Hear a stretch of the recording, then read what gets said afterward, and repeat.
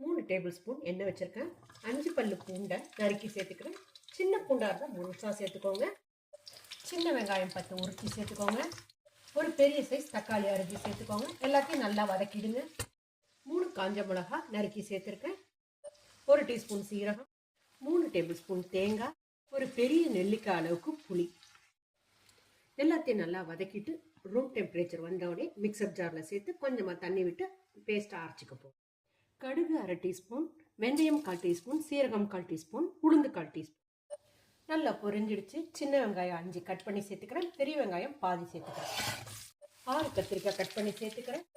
1/4 teaspoon மஞ்சள் தூள், 1/2 teaspoon பெருங்காயம். வதக்கின எல்லாத்தையும் மிக்சர் ஜாரில் சேர்த்தாச்சு. இது கூட 1 டீஸ்பூன் குழம்பு மிளகாய் தூள். இந்த டிஷ்க்கு தேவையான அளவுக்கு சால்ட் சேர்த்துக்கோங்க. கத்திரிக்காய் இந்த அளவுக்கு எண்ணெயிலே சுருங்க வதங்கணும். வதங்கினதுக்கு அப்புறமா நம்ம அரைச்சி வச்சிருக்க இந்த விழுதை இதில் ஆட் பண்ணிக்க போகிறோம்.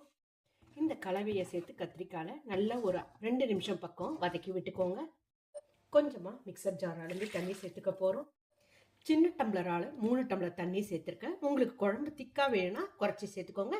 தண்ணியாக வேணும்னாலும் அதுக்கு தகுந்த மாதிரி தண்ணியை ஆட் பண்ணிக்கோங்க. இந்த ஸ்டேஜில் உப்பு பார்த்துக்கோங்க. நீங்கள் எடுக்கிற காஞ்ச மிளகாயை பொறுத்து காரம் இருக்குங்க. உங்களோட காஞ்ச மிளகாய் அதிகமாக காரம் இருந்துச்சுன்னா 1 டீஸ்பூன் மிளகாத்தூள் சேர்த்துக்கோங்க. கம்மியாக காரம் இருக்குன்னா 1.5 டீஸ்பூன் வரையும் சேர்த்துக்கலாம். மூடி போட்டு மூடி சிம்மில் வச்சு 15 நிமிஷம் கொதிக்க விட போகிறோம்.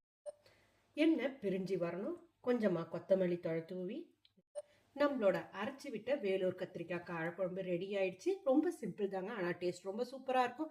நீங்களும் நான் சொன்ன மெஷர்மெண்ட்டை ஃபாலோ பண்ணி ட்ரை பண்ணி பாருங்கள். பிடிச்சிருந்தா லைக் பண்ணுங்கள், ஷேர் பண்ணுங்கள். மறக்காமல் எங்கள் சேனலை சப்ஸ்கிரைப் பண்ணிக்கோங்க.